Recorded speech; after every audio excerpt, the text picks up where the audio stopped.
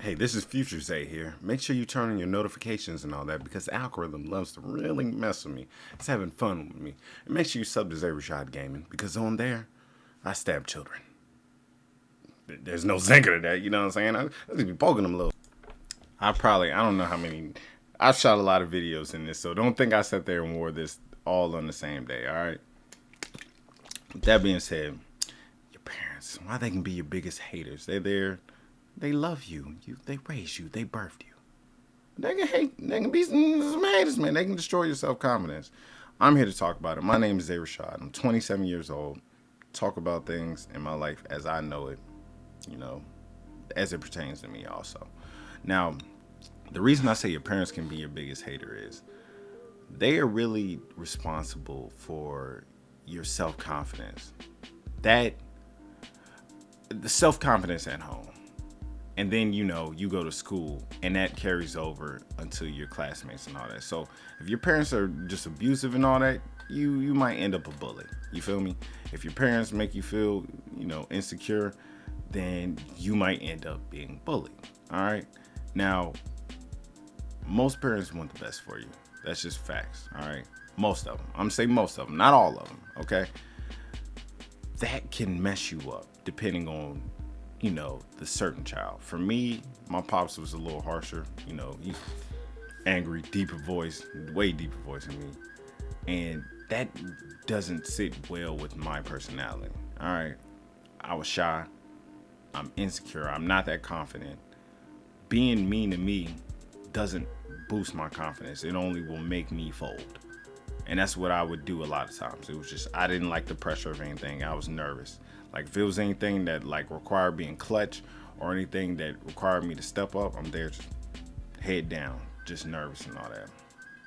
But if a parent knows their child fully, they can sit there and upbring them and know their strengths and weaknesses and be like, you know what, this will really help them.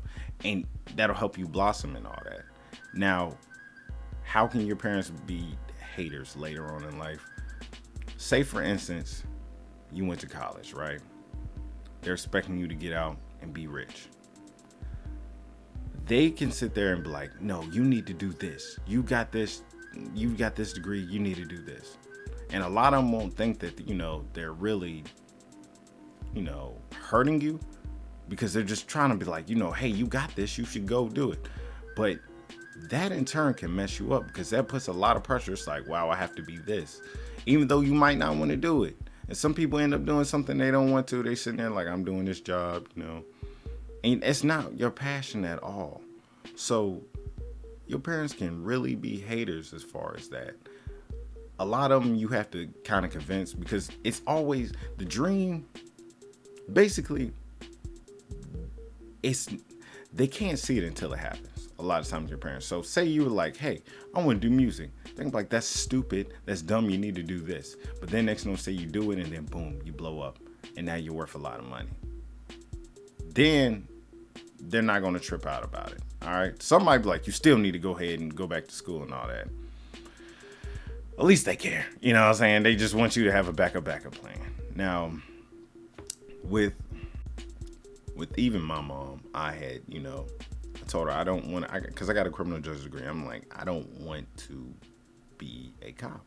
I don't want to do anything involved in that. I was just going to end up owing more money.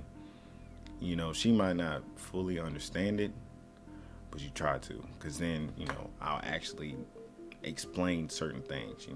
I told her like, hey, I'm really depressive and all that. And that's when, because she knows her child, she'll, she's like, do what makes you happy, but you need to do this because you have this degree. Like, you're smart enough to do that. That's good parenting. I understand a lot of y'all, especially they're really strict. I know for a lot of African or a lot of Asian parents, the people that I know, like, their parents weren't having that. It was like, you got to do this, this, and that, or else we're not really claiming you and all that. I'm here to tell you, do what makes you happy. All right? Do exactly what makes you happy. All right? And people are telling me that, as far as me not really wanting to cover reactions like that. that really stuck with me. Do what makes you happy. If they don't claim you because you don't end up and become, say, a doctor and all that, you're not sitting there slaving away, just mentally destroying yourself for something you don't even care about, then, oh well, so be it. Too bad. You can fend on your own and all that. You know, if you got that drive, if you made it this far, you could make amount of money to sit there and fend for yourself. Don't sit there and let them just demoralize you to where it's like, all right, like I have to do this. I have no other option, or else I'm just a failure. You know how much pressure that is on a person. Even at 27, if someone put that on me, I would crumble. If you put that on me at 22, early in college, I'ma really crumble. I ain't gonna be able to. I can't stand up to that. That's crazy. That's a lot of expectation and all that. Now I know some of y'all, you gotta live with your parents and all that. I still live with my mom and all that. Understand it, but just know that you can do what you want once you're out. You don't. If your parents can't accept that, then did they really even care about you in the first place? Not really. You know what I'm saying? Because you're basically just meant to make money. That's what you are. You were a statistic to them. So if that's the case, I wouldn't want to be associated with that. Like, how are you just gonna sit there and put me out like that? Where like I'm not even worth your attention unless I'm not worth money. That's called pimping. That's pimping. All right. So with that being said and all that, just make sure that you do what you want to do. Don't do what you feel like that, you have to do in order for the money. I met a dude, like I said, I don't know if I put that video out, and I keep saying, like I said, because I've shot so many videos. He's making $70,000. He was a professor at Virginia Tech, Asian guy, and he was like, you know what? I didn't want to do it. He sat there and went to school, did all that, got there, got the money, and was like, you know what? I feel like I'm doing nothing with this. So what is the point of it? And he left, and now he's doing freelancing work and all that. He's probably not making as much money and all that, but let me tell you something. This money is cool and all.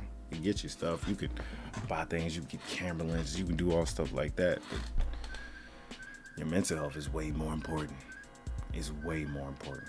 Because if you're freaking shot down and you can't concentrate and you're just messed up at the age of 20-something, what's going to happen when you're 50 and your brain starts really deteriorating,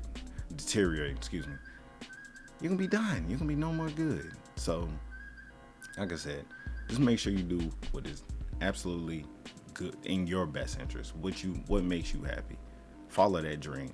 Worst case, it fails, you try the other one. All right? It's a solid backup. You just got to be able to make that leap. And that's just something that I also realized too, is, you got to take that jump. You got to take that leap of faith, because it could lead you to better results than what you really thought you was going to get. With that being said, if you like this, let me know in the comment section below. If you have any questions, also let me know in the comment section below. Or you can hit me on Instagram, my email. I feel like I said everything. Xavier Rashad out.